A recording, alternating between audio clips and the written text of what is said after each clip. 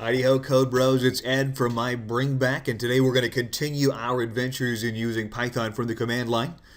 And you might say right off the bat, what the heck are you doing, Ed? This is not something we've seen before, and this may not even be software you have installed. This is Notepad++. It's a text editor, and it's got some nice features for creating scripts. Mostly syntax highlighting is why we're going to use it for these videos. So I'm going to be composing today's script within this Notepad++ environment. This thing's available for free on Windows, and I kind of like it. But if that's not your style, that's fine. You can keep writing scripts within that, idle editor. You can do it just in Notepad. If you're feeling like a boss, you can do it in Vim, and the options abound. But we're going to use Notepad++ today. Go ahead and grab it for yourself if you like. Otherwise, follow along in the editor of your choosing, and let's learn about command line arguments in Python.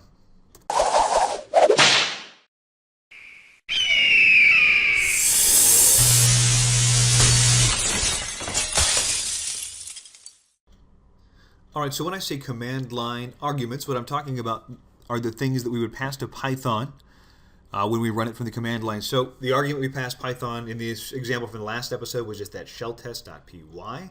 Additionally, I can pass other arguments after that and run it. Now you'll notice that old shelltest.py, which all it does is print a single line, doesn't address the other arguments at all. There's 2, there's red, there's 7, none of them get touched. And to touch those arguments, we need to import a module. That module is called sys. So I'm going to start my script with that phrase right there, import sys. And the thing that you need from sys is called argv, and that will show us the arguments. So we will go ahead and just to begin with, print the arguments. We'll say print sys dot argv.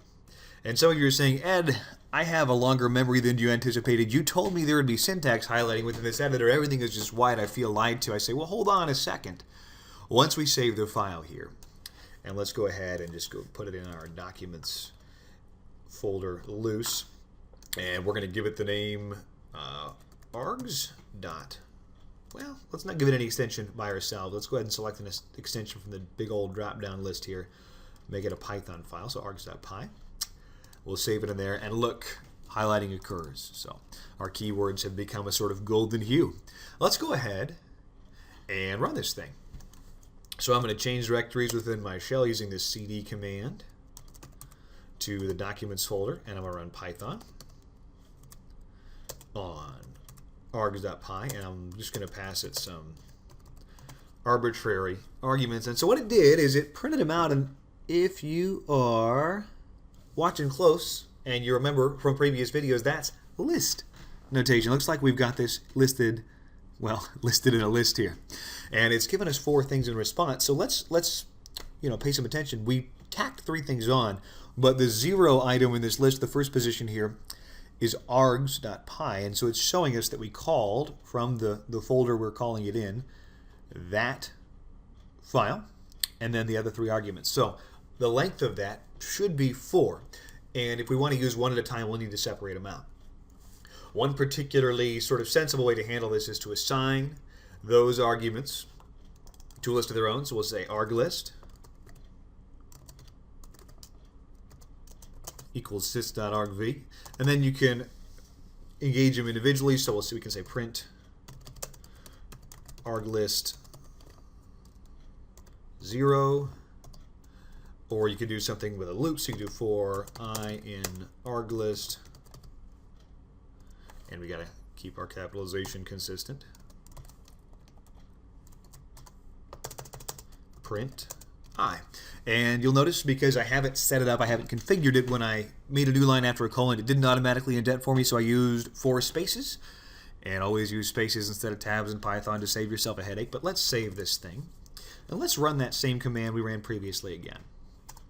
Okay, so we printed item 0 like we told it to, and then we went through and printed each item in the list. So args again because we started the list, 1, red, and foo. Pretty simple material there, but worth knowing. You'll note also that instead of printing as a list, because we addressed them individually, they printed out as strings.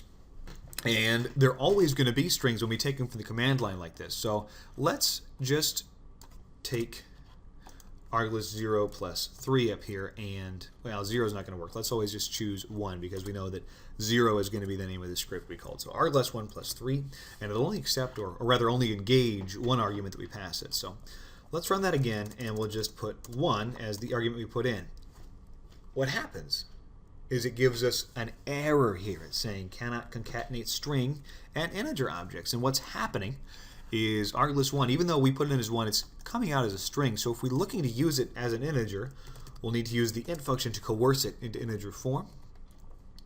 So let's do that, save it, return to our shell, and run it again. Prints out 4. Let's say we want to know what 77 plus 3 is. Why, it's 80. So nothing too terribly wild or complicated there, but that's the way that you accept input from the command line. You can store it in variables, you can iterate through it as a list, you can do all sorts of other stuff with it, and that is a very basic peek at how to get started. So again, this is Ed for mybringback. I appreciate your sense of adventure as we forge ahead into new subjects with Python. Keep coming back. I'll keep providing you new material, try and keep it interesting. Go ahead and subscribe and share this with folks, and we look forward to producing new material for you on a regular basis.